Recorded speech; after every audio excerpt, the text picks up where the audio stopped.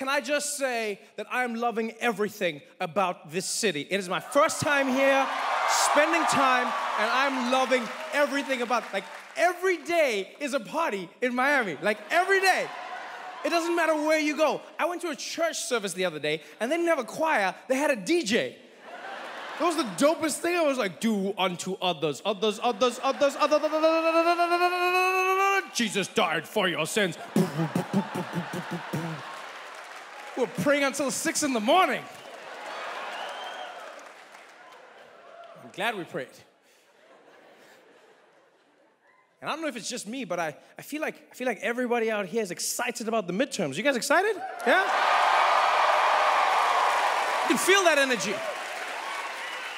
You know who else is really excited? Donald Trump. Oh, wow. Wow. You guys sound like a room full of Melanias. Wow.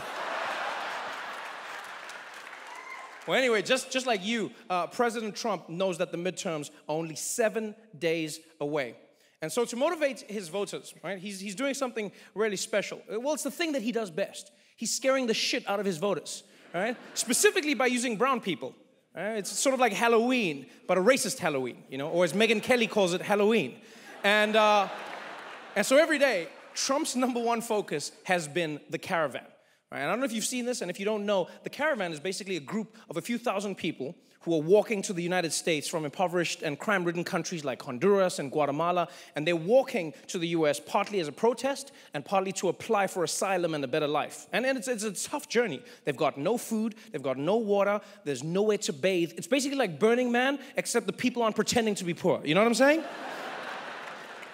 Like, it's a group of people who are saying to America, hey, we're in trouble. Can you help us?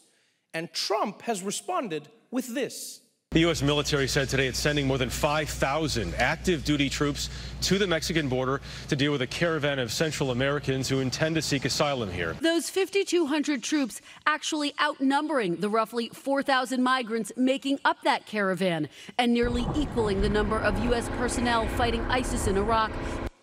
Really? Trump is sending the same amount of troops to deal with asylum seekers as he sent to fight ISIS? Like, that has got to be so weird for the troops. Be like one guy talking to another's like, I'm headed to Iraq to stop a violent death cult from destroying civilization. Where are you going? It's like, oh, I'm going to try convince a baby to crawl south. Yeah, just switch around. And you know what's even worse? Is that Trump is sending more troops than there are migrants, right? So the troops can basically play man-on-man defense, He's like, okay, you get Juan, I'll get Jose. I'll take the old lady. Come on, abuela. Come on, abuela. Come on. Ah, she got through my legs. God damn it, abuela. How you gonna send more? And now, just so we're on the same page, these people aren't illegal anything, right? They're planning to apply for asylum once they get to the US border, right? It's not like they're just gonna rush across the border like a giant game of Red Rover. That's not what's gonna happen. Although that would be super dope. Can we admit that would be super dope? Yeah. Like, in fact, instead of having a border wall, America should just have the troops holding hands at the border, right? And then the immigrants run, and then if they break through, you get citizenship. I think that's a fair game. I'm watching that show. I don't know about you, but I'm watching that show. This summer on NBC, it's Red Rover Citizenship Edition. Because I'm sorry, this is just ridiculous. Instead of sending 5,000 troops to the border, why not send 5,000 judges and lawyers to help with the asylum process? Why send the troops? Anything would make more sense than sending 5,000 troops. It would even make more sense if Trump was just like, you know what? America's just gonna turn off the lights and pretend no one is home. That would even make more sense. Just like, shh, everyone be quiet. Although, Trump would mess that up. Everyone would be quiet and they'd be like, we're not here. Mike Pence told me to say we're not here. And now, I think the reason Donald Trump is sending troops to these asylum seekers instead of help is because in his mind, this is an invasion.